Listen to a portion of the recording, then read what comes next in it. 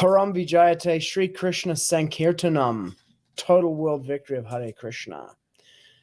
My name is Siddhapati Das. I'm Isabella. And this is Bhagavad-gita 221. Let's do this. Bhagavad-gita, Song of God, as it is. Chapter 2, Sankhya Yoga, text number 21. You want to do the Sanskrit? Take it away. Vedāvināśinaṁ nityam enam ajam avyayam katham puruṣaḥ Pārtha ghātayati hanti. Ghātayati hanti. I see a helicopter outside at this time of night. Is that a normal thing? It's weird. Did you hear that big explosion before? Okay, word for word. You want to do Sanskrit or do English? Sure. Veda. In knowledge. Avināśinam. Indestructible. Nityam. Always. Yeah. One who? Enam. This. Ajam. Soul. Unborn. Avyayam. Immutable. Katham. How? Sa. He. Puruṣaḥ. Person. Pārtha. Oh, Partha. Kam. Arjuna. Whom? Ghātayati. That's ghātayati. Ghātayati. Hurts. Hanti. Kills. Kam. Whom? Translation. How about I do the translation, you do the purport? I'll do the translation, you do the purport. Deal. O Partha, how can a person who knows that the soul is indestructible, unborn, eternal, and immutable kill anyone or cause anyone to kill? Purport by His Divine Grace Srila A.C. Bhaktivedanta Swami Prabhupada. Everything has its proper utility. And a man who is situated in complete knowledge knows how and where to apply a thing for its proper utility. Similarly, violence also has its utility, and how to apply violence rests with the person in knowledge. Although the justice of the peace awards capital punishment to a person condemned for murder, the justice of the peace cannot be blamed because he orders violence to another person according to the codes of justice. In Manu-saṁhitā, the lawbook for mankind, it is supported that a murderer should be condemned to death so that in his next life he will not have to suffer for the great sin he has committed. Therefore, the king's punishment of hanging a murderer is actually beneficial. Similarly, when Kṛṣṇa orders fighting, it must be concluded that violence is for supreme justice, and as such, Arjuna should follow the instruction, knowing well that such violence committed in the act of fighting for Kṛṣṇa is not violence at all, because at any rate, the man, or rather the soul, cannot be killed. So for the administration of justice, so-called violence is permitted. A surgical operation is not meant to kill the patient, but to cure him. Therefore, the fighting to be executed by Arjuna at the instruction of Kṛṣṇa is with full knowledge, so there is no possibility of sinful reaction. Om jnana timirandasya jnananjana shalakaya chakshur unmilitam yena tasmai Sri Gurave Namaha. Greetings to our one live viewer on the stream. Thanks for tuning in, whoever you are, mystery viewer. Feel free to leave any kind of comments or questions that you want, and we can pull them into the stream. Thanks for your time and attention. Okay, should we look at the changes? Okay.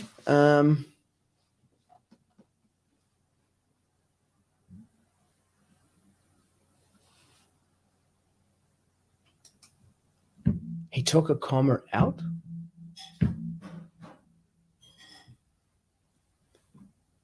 Unborn. He turned what? He switched it the channel and unborn and took out the comma. Yep. You know about that comma? No. It's called the Oxford comma. No? Eternal? No. Okay, so there's no comma that's been taken out. It's just been switched around, The right? one video that you think left. Oh, well, okay. And then there were none, except for the millions of people watching this on the internet in the future.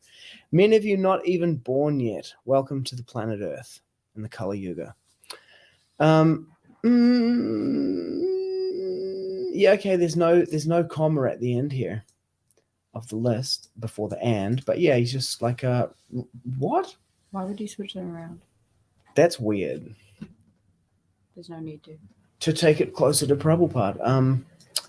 Let's have a look. Take you what else takes it closer to Prabhupada? Going back in time, make a time machine. Get these changes authorized. Okay. Yeah, that would do it. Oh, Partha, does a person who knows that the soul is unborn, eternal, and immutable kill? Or is he made to kill anyone?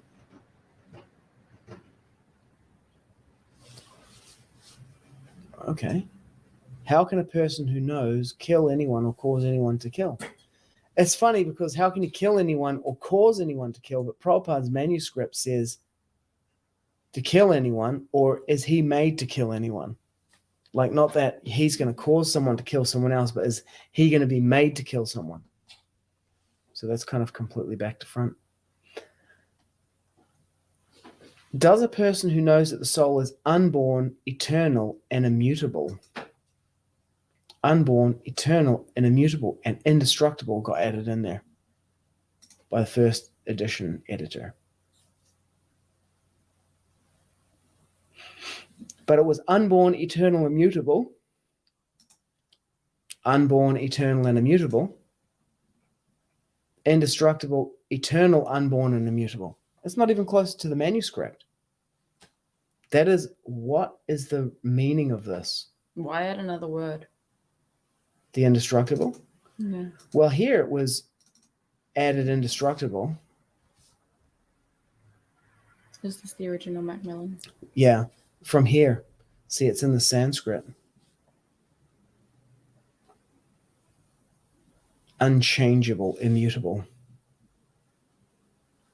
So probably I would say that your boy Hayagriva, the editor of the first edition, went with this here and then also derived it from here. So he would have pulled it in from here. But why in this so-called second edition has it been switched around? Why reverse the word order? That's just weird. Anyway, the changes themselves, as you said, they're unauthorized unless I can get a time machine and go back. And that specific change as a category, they're all unauthorized, except for the ones that Prabhupada said, fix this in a future edition. There are some changes like that. There's a list. I think 100 changes or something that Prabhupada had identified and written down because they didn't have the copyright, so they couldn't change it. He said change these later, but then that is just weird. Who even wrote the Bhagavad-gita? Which one? The original text, like this part here. Yeah. So apparently it's dictated by sage Vyasadeva and it's written down by Ganesh. And he had a deal with Ganesh that as soon as he stopped speaking, Ganesh would stop writing. So he had to speak the entire thing continuously. And this is not just the Bhagavad-gita, but the Bhagavad-gita is one section in the Mahabharata. The Bhagavad-gita, is 700 verses, and the Mahabharata has 100,000 verses. Oh my God, kill me. Yeah, so he had to like keep speaking like continuously for I don't know however long it took him to do this. Well, put it like this: there's 18,000 verses in the Bhagavatam, and apparently the Bhagavatam took 7 days. What? Okay. So Prabhupada translated it, right? How many other people have translated it? Oh, there are like untold commentaries on Bhagavad-gita. But apparently in the 68 edition, because there's a 68 edition, the translations in there, a lot of them came from Dr. Radha Krishna's Bhagavad-gita. And Prabhupada apparently, from what I read, I'm not sure where I read this, maybe the Hare Krishna Explosion by Hayagriva, somewhere else. He was just kind of like, whatever. He was like, the translations are not really that important. It's my purports that is the thing. He was like, just grab, whoever's translation, you can use them, whatever. It's my purports are the main thing. When was the Mahabharata or Bhagavad-gita spoken? 5,000 years ago.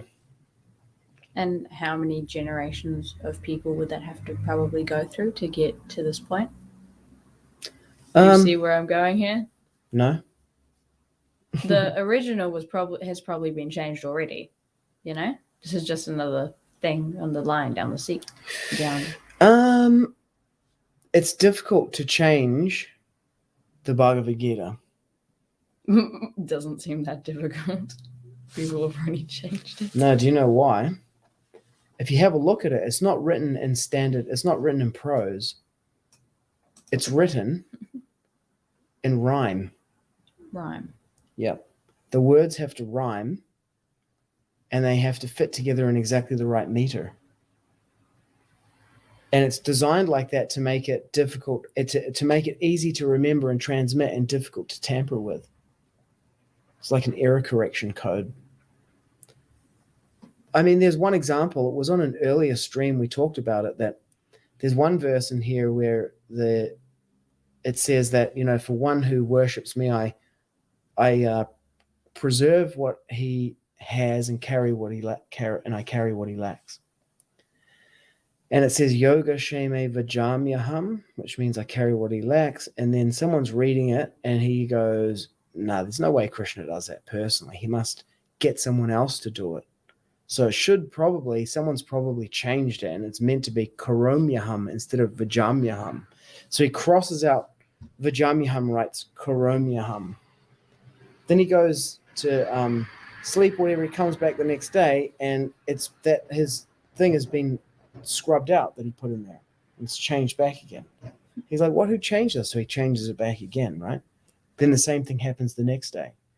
And then I should have paid more attention because Gora put two versions of the story into the comments. Anyway, these two boys come and they're bringing wood or coconuts or something for his wife. And then it's while he's bathing in the river. And then they got these like red marks across their backs, and she said, oh, what is that? And they said, oh, our master beat us with a...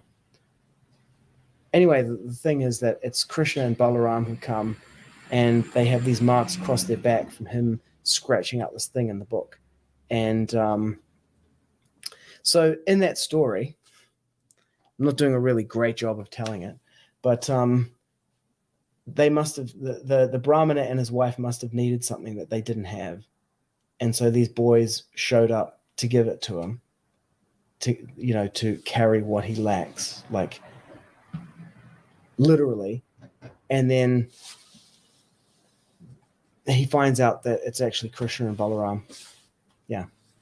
And they have the marks across their back from him scratching out the word in the Bhagavad-gita. So the kind of the normal telling of that story is about this idea that, the Supreme Personality of Godhead directly personally reciprocates with his devotees.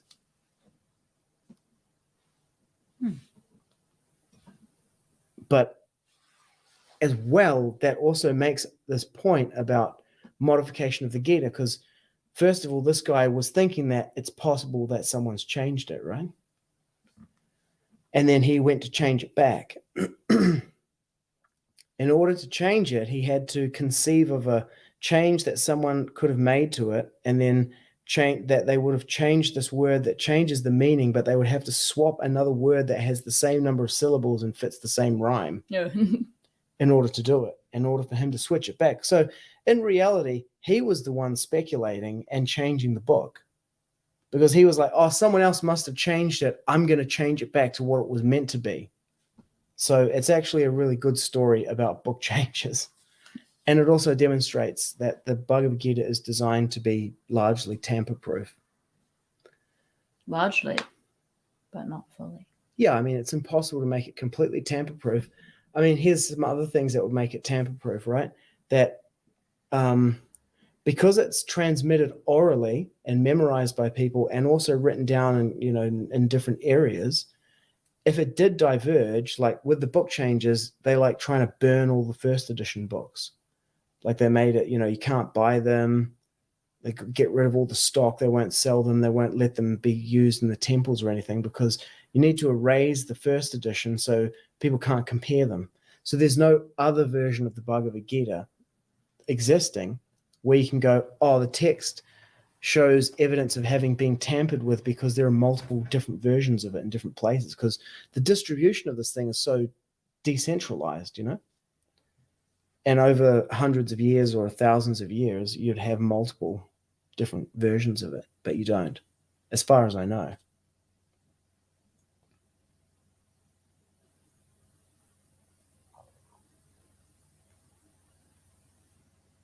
What is the reason, though? The reason for what? The changes. It's not like they're not exactly like, doing anything big to the world.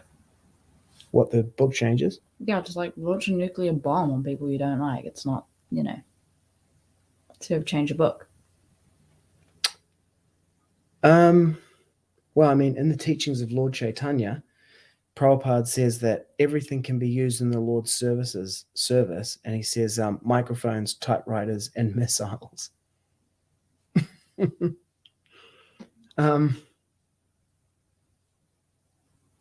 Bro seemed to wake up on the wrong side of the bed that day. Yeah, I mean, look, what are we reading here? Look at what we're actually reading in this purport. I mean, look at this. Words. Yeah, but have a look at that. What does that say?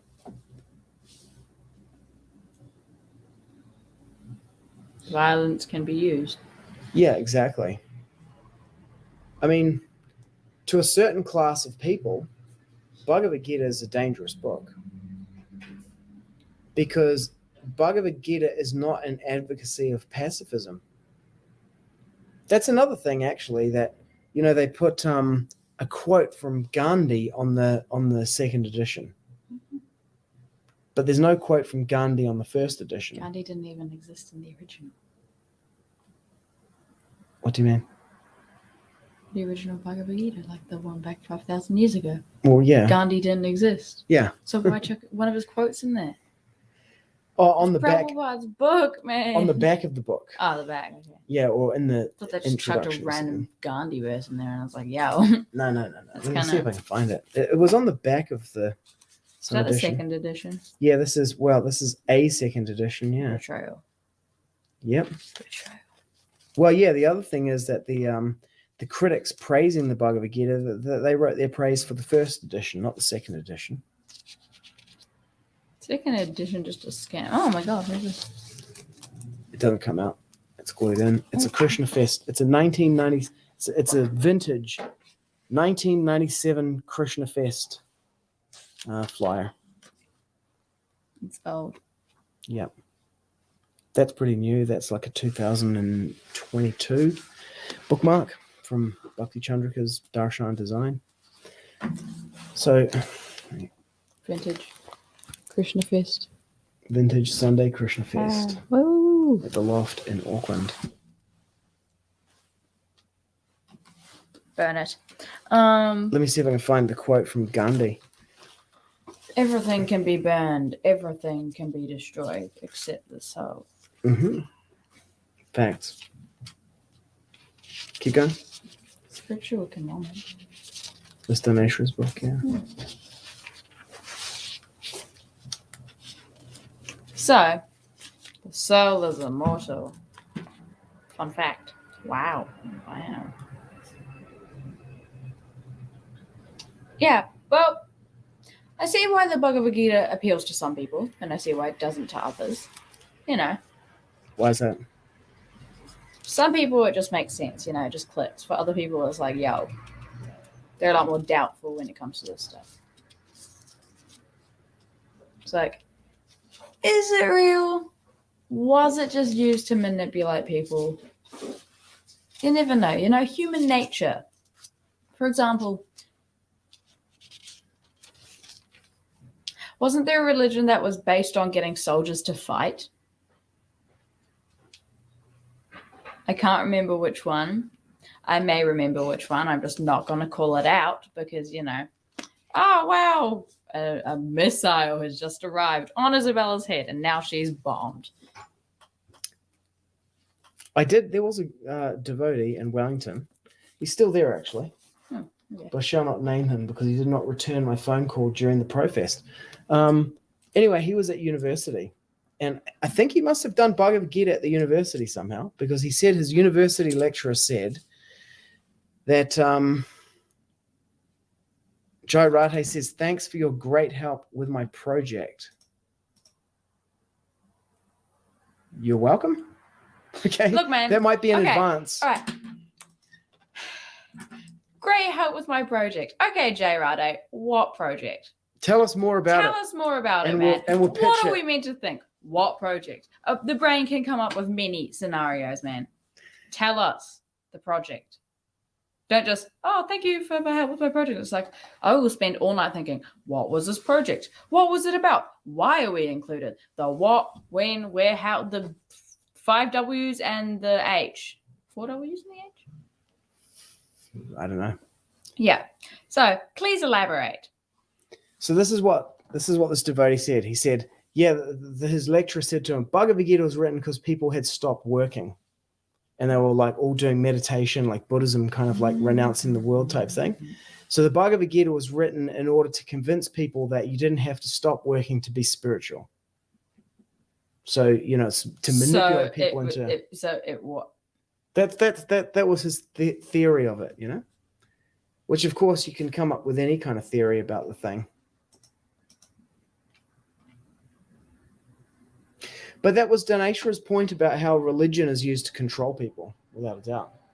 And that is why the book changes is such a thing. It's like, that's one of the mechanisms for corrupting a religion into a control system, is you need to have the ability to modify the scriptures.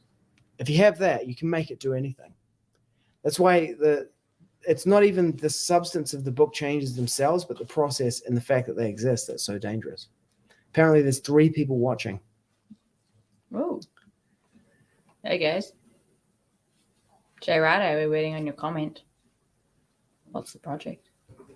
Jai Radhe is my friend Leela Madhava, who, when we were in Peru printing books there as the BBT, he was the Sankirtan devotee who distributed like cartons and cartons of books. Like he would distribute like hundreds of books himself, but he would have like a group of Sankirtan devotees, and they would travel around Ecuador, Bolivia, Argentina, Chile, and Peru. And I would take books to them, or they would come to Lima and pick up books from there. Great points, Prabhus. Oh, thank you, Rupa. Prabhus, plural. Yeah, that's you and me. Rupa, correct me if I'm wrong, found some letters that Srila Prabhupada sent back to India to Narayan Maharaj, Srila Bhaktivedanta Narayan Maharaj, and he found them in a temple or a house when they were cleaning it out, and they found some boxes there, and all the letters that Srila Prabhupada had handwritten to him were in the box. Oh my God. Yeah, Jeez. like recently, like a year or 2 ago. Oh my God. Yeah, never before seen letters. Why were they hiding? Conspiracy. Yeah, I don't know if that's true. Rupa, can you drop a link to? Because I did see them online and I looked at them, but I've got no idea where they are. Pop a link. Manu. Drop a link. Yeah, I wouldn't even know how to find them. Back to this verse. How can a person who knows that the soul is indestructible, unborn? It was many years ago. It was many years ago. Okay, I might have been looking at in a time machine. I don't know. Oh, you've just got early onset dementia. Very early onset. Yeah. To be fair, sometimes dementia hits in your 30s. You're lucky you made it this far. Oh, yeah, that's good to know. Manu-saṁhitā is this book here.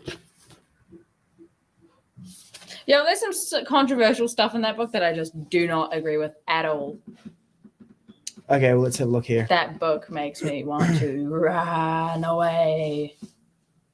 It's only one viewer now.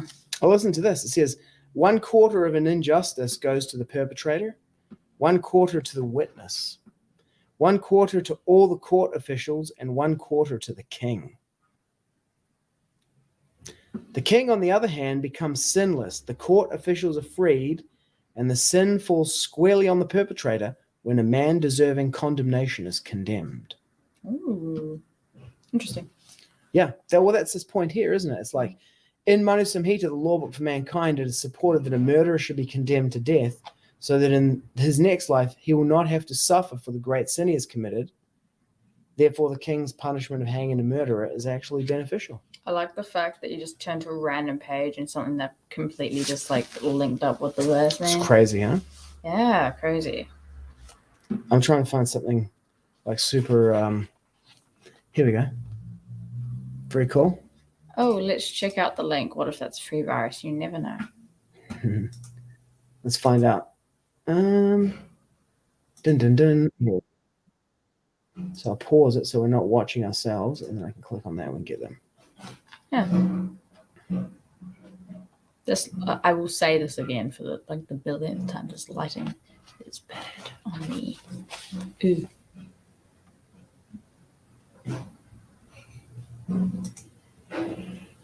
We can get the letters. Srila Prabhupada's letters from America.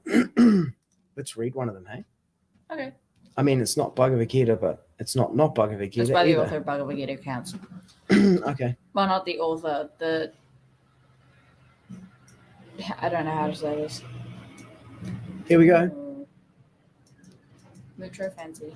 Yeah, Srila Bhakti. Where's the camera? And Vedanta Swami you're Maharaj. getting like a shout out. Mm-hmm.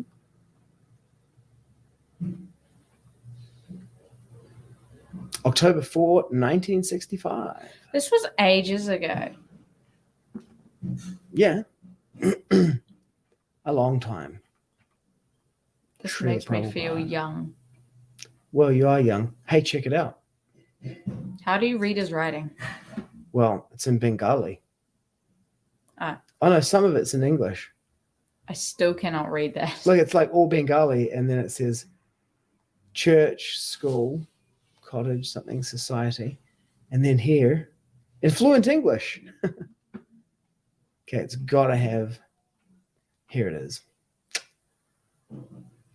Tridandi Goswami, A.C. Bhaktivedanta Swami.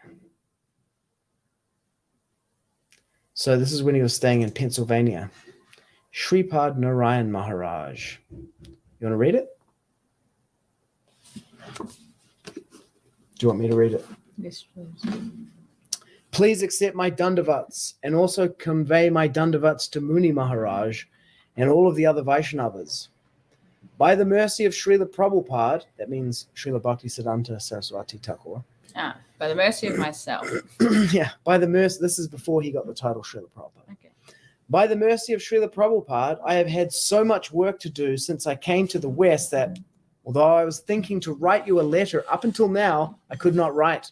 I came to stay here for 1 month, but if I can stay here longer, the work will be done well. Here, they are naturally attracted to Christianity, but they also like to listen to me. Since I came here, I've been lecturing every day, either in a church, school, college, club, or society.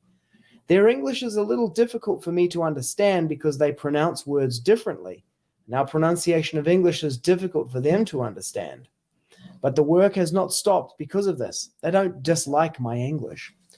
In the Butler Eagle newspaper, which is one of the largest publications, they like my English, and together with my photograph, they have printed this article. In fluent English, devotee of Hindu cult explains commission to visit West. A slight brown man in faded orange drapes. Faded orange drapes. It's like curtains, right? Wearing white bathing shoes, stepped out of a compact car yesterday and into Butler YMCA to attend a meeting. He is A.C. Bhaktivedanta Swami, a messenger from India to the peoples of the West. A Hindu by faith, the learned teacher has translated biblical literature such as Srimad Bhagavatam into English from ancient Sanskrit. He is now fulfilling a mission given to him by his spiritual master to enlighten English-speaking people about their relationship with God. I have explained in detail a short life history. Under my photograph, I wrote in large letters, Ambassador of Bhakti Yoga. Chanting the holy name of God is among the religious practices of A.C. Bhaktivedanta Swami, who arrived on Monday for a month's stay in the Butler area as a missionary in the West. Pictured in the apartment of his sponsor in the United States, Gopal Agarwal, the Swamiji is residing in the YMCA and cooking his own meals at the Agarwal home. Every culture has religion, he says. We are all engaged in service of some sort. The highest service is to the Supreme Lord. The scholar teacher has translated 60 volumes of Sanskrit scripture into English. I think that might have been a bit of hype. I don't think he'd translated 60 volumes by then. Now 70 years old, the appointed missionary to the United States was educated in India up to a Bachelor of Arts. He became a disciple in 1933 and received instructions until the death of his leader in 1936. Only 3 years. But mind you, he knew him for he first met him 10 years before that. He has severed all family ties, forsaking wife, children, and a business in Calcutta to follow his beliefs. To cross the Atlantic Ocean took 10 days. This great sea is usually full of storms and fog and is very disturbing. But by the mercy of Kṛṣṇa, there was no disturbance. The captain of the ship, the main officer, told me, this kind of quiet Atlantic I've never seen in my life. I told them that this is only by Kṛṣṇa's mercy, nothing else. After the troublesome storm in the Arabian Sea, I knew that if I had to face a storm like that again, I would die. You want to take over? Here. I'm thinking that the preaching will be very good here. I'm lecturing, some days for an hour and some days for 1/2 hour. The people of America are now tasting some new thing. This is the first time I've come to a foreign country, crossing 12,000 miles. All here are outcasts, not followers of the Varnashram Dharma system. Yet I'm never afraid to speak in front of them. For the first time in my life, I delivered a speech in a church. The main thing is that I am alone and I am in my old age. Because of this, crossing 12,000 miles in a ship, I became sick. I crossed the Bay of Bengal, the Indian Ocean, the Arabian Sea, the Red Sea, the Mediterranean Sea, and the Atlantic Ocean. I passed through Asia, Europe, and Africa. Wow. I crossed these oceans and seas and became so sick. Due to my request, they served me vegetarian meals on the ship, yet I could not take them. I fasted continuously for 8 to 10 days. The pitta, fire, increased so much in my body that thus I suffered terribly from colic pain. Afterwards, the captain of the ship purchased an electric stove for me in Port Said. I then cooked for myself and took prasad. If they hadn't managed this stove for me, maybe there would have been no possibility of me reaching America. I would have died on the way. But instead, Kṛṣṇa mercifully brought me here. Why Kṛṣṇa has brought me here, only he knows. It's very expensive here. One room I found in the YMCA has a weekly rent of 55 rupees. This is a very, very expensive country. The laborers earn more than a gentleman in India. They're paid 80 to 85 or 90 rupees daily. Everyone has a motor car, since all the offices and markets are very far away. Every civilized person has one car, which will cost 10,000 rupees each. In India, that same car would have cost 50,000 rupees. People drive the cars themselves. They have no paid drivers to do it for them, nor do they keep servants. There are lakhs and lakhs of motor cars. When I came from New York to Butler, I saw that on 2 lanes for 500 miles, there was a solid line of cars. There was no need of electric lights because there were so many cars. At night in the city, the shops are lit up and it appears like daytime. There are so many bridges and flyovers, overpasses, that the cars never need to pass each other on narrow roads. Every motor car is generally going not less than 50 miles per hour. Many houses are 25 to 30 stories high. In this neighborhood, there are cottages built on small plots. The people are very civilized, but they are ugra, high-tempered, not polite or humble.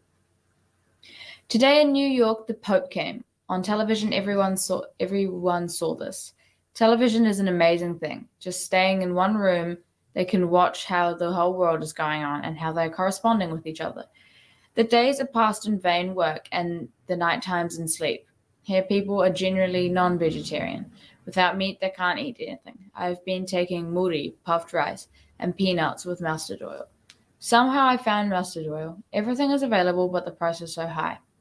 I purchased 250 grams of mustard oil for 5 rupees. I had to travel to a shop 20 miles distance to get it. If you want to come to this country, reply to me. Swami Maharaj. I don't know if that was the best sales pitch. Yeah. At the end, if you want to come to this country, reply to me. Yeah. Epic. That really gives you a sense of the, that's Narayan Maharaj who he sent the letter to. Oh, the next one comes from 22nd Second App. That's pretty far out, is the story of his journey there. And then his first impressions of the place. Never seen so many cars, so many people. He would probably be having a seizure seeing the prices these days. Oh, man. Got comments. This special bundle of letters was lost and found several times, and the last time was by myself in Mathura in mid-2000s while moving the library. Here we go. Here's the conspiracy. There are still over a large collection headed by the ISKCON Deep State. ISKCON Deep State. There are new collections of Srila Prabhupada's writings coming to light. A new satire comedy drama was just released, translated from its Bengali. We'll find the link. Okay. I dare to read this drama by Srila Prabhupada and discuss it on one of the podcasts.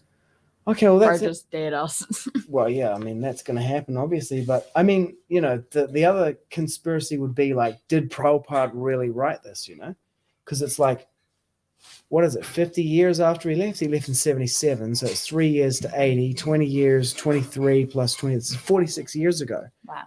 Yeah, this is 46th anniversary of his disappearance. It's like suddenly new writings that, that we found, that we discovered. It's like, really?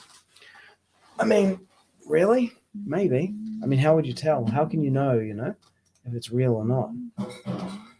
Vairagya, a renunciation. Oh, okay. Translated from Sri Gaudiya Patrika, 1953.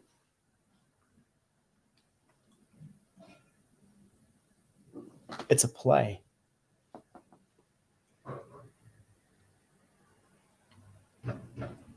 How long is it? Clearly long. No, it's not really It's that not long. that long. To be continued. It's a satire. Should we read some of it now? No. Okay. I want to go to sleep. Uh-huh. We can check it out tomorrow. Okay. No, I'm not on tomorrow. That's okay. You can still watch it. Okay. Send you the link to it as well. Epic. Thanks for the links, Rupa Prabhu. Now we got to link it to modern society. Oh, yeah. Contemporary application. Yes. Everybody these days is, I say we bring bullying back. Okay. It wasn't that bad. If you get bullied, why are you getting bullied? There's always a reason. What even is bullying? Repeatedly being mean to someone because of something.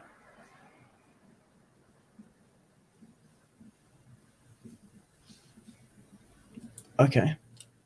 It's only bullying if you let it affect you, Yeah, I guess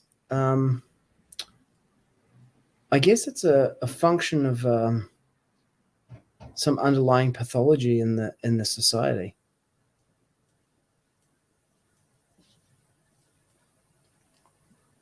I mean, I'm guessing that it happens like at school or online in these kind of like disconnected environments, Yeah. Where people are dislocated, they're alienated from their family. And even then,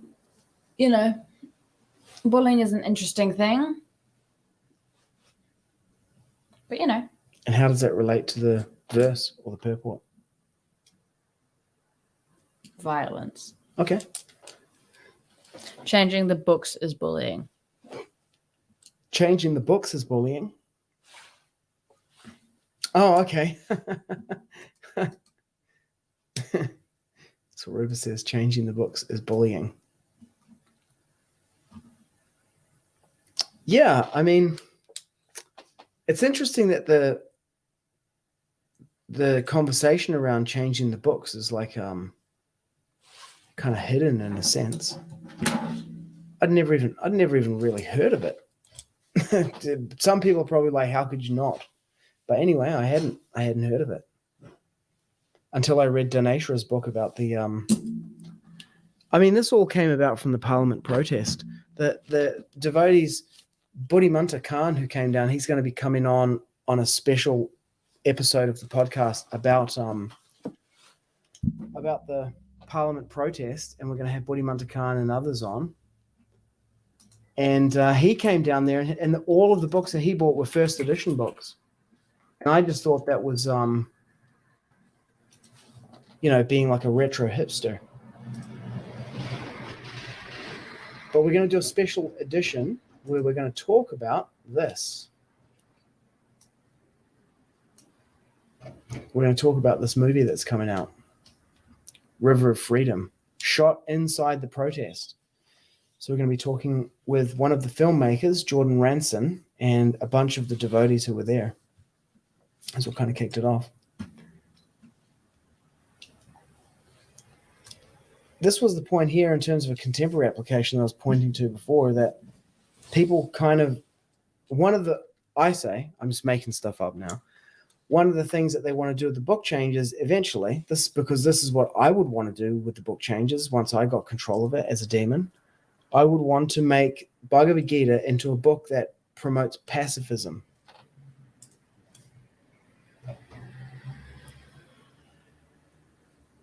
Because it's very difficult for you to and I'm pretty sure this is a fact, because even within the Kṛṣṇa consciousness movement now, somehow people arrive at the conclusion of pacifism after reading this book. Because the last thing that the demons on the planet would want is people who are like, we are immortal, immutable, indestructible, unchanging, and eternal. And we know how to apply violence and when to do it. Oh man, that's like the ultimate scary group of people to go up against. So I would want to stop this book from creating those people on this planet by changing it. Just start a civil war. Start a civil war. Yeah. Well, yeah. I mean, easier. That's what I'm saying, is like that's basically the scenario of the Bhagavad Gita itself. And then in the Purport, Prabhupada's talking about, what to do once we have control of the planet, like how to run it according to Manu-saṁhitā. And then the Bhagavad Gita itself talks about like a civil war to take control of the kingdom. So it's kind of like, it's like literally right there. But if you really wanted to make a change, why would you choose a book that not many people have read or are going to read? Because they are going to read it. These are the law books for the next 10,000 years on this planet. But the government doesn't exactly use them. The government doesn't use it now, but if you see here, see this? In the Manu-saṁhitā, the law book for mankind, supported that, etc., etc. That was 5,000 years ago. No, you see, this book here is like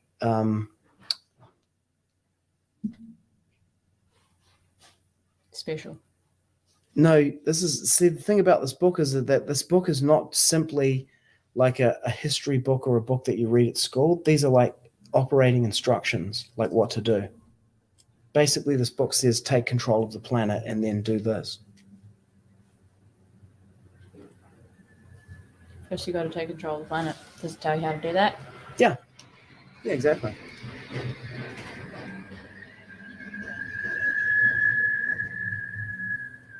It does, yeah. Like that's the Kṛṣṇa consciousness mission. I mean, even Srila Prabhupada in his where is it? This thing that came into the to enlighten people, English-speaking people, about their relationship with God.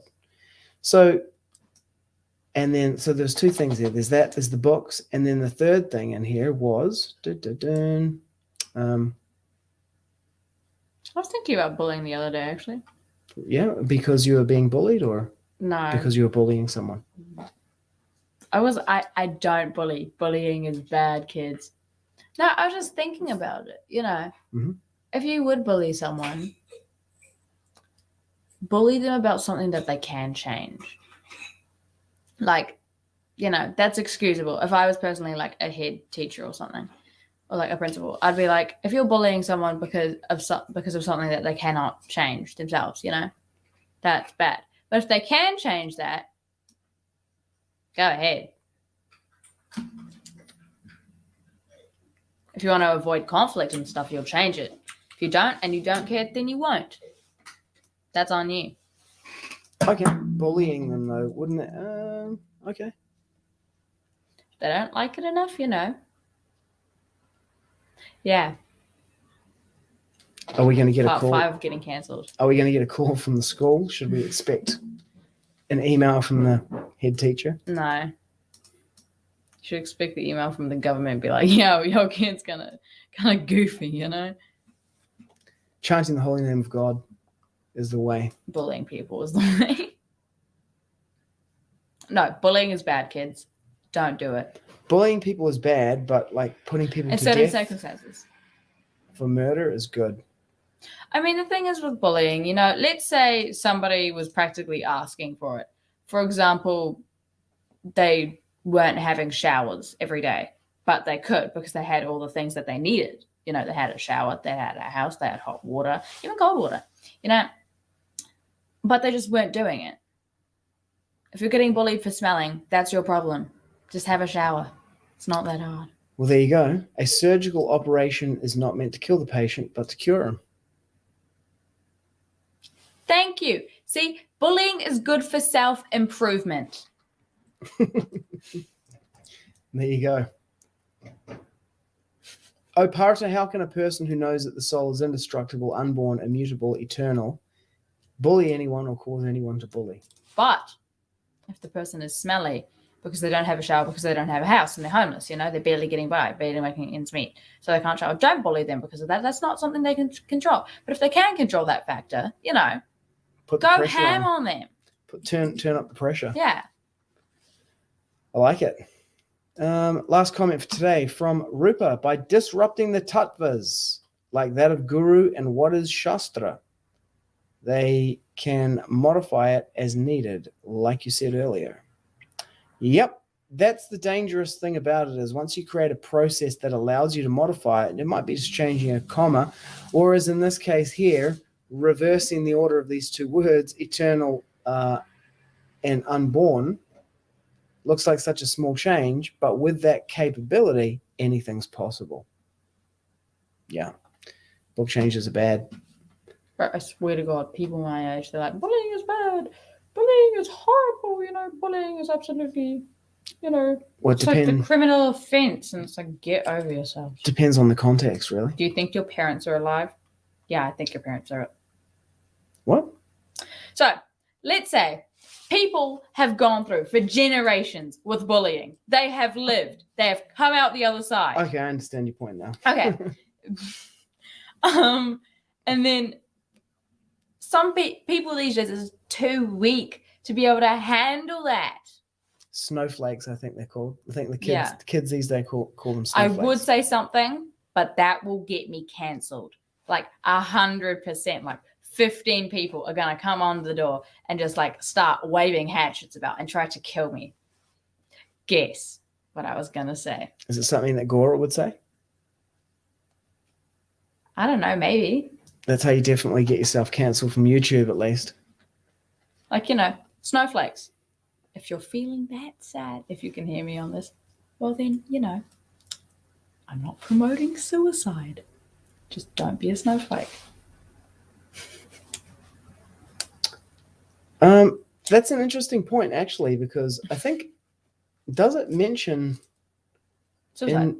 in Bhagavad-gita, because it definitely does in the Manu-saṁhitā. That was what I was hoping to find when I opened it up. And here it says that if you're a brahmana and you accidentally drink from a clay pot that once had alcohol in it, like it doesn't have alcohol in it now, but it used to, and you drink some water out of it, then you have to give up your body by drinking boiling ghee. Well, you can choose. You can drink boiling ghee, boiling cow stool, or boiling cow milk, or boiling cow urine until you die. And then that's a bit too harsh. I thought that was epic. I was like, dude, this is like horrible, neck level. If that was like a complete accident, let's say the brahmana had a kid and the kid didn't know and they found a cup off the street, or they like did some pottery and then their teacher like put some alcohol in it because their teacher was being naughty. And then they just brought the thing home and they're like, Papa, use this cup. I made it at school. And he was like, okay, sure. I'm going to drink some water. And then turns out, wow, it had previously had alcohol in it, but it was fully washed and stuff, like that. And then it's like, okay, you're going to die from burning ghee. I think the whole idea of that was like, that makes them be like super strict. Like they would just be like, they would never drink from anything like that. Like they would never use something, they would have their own cup and they would only use that. Wait, alcohol is not like a clay pot that has previously had alcohol. Yeah. It says nothing about steel.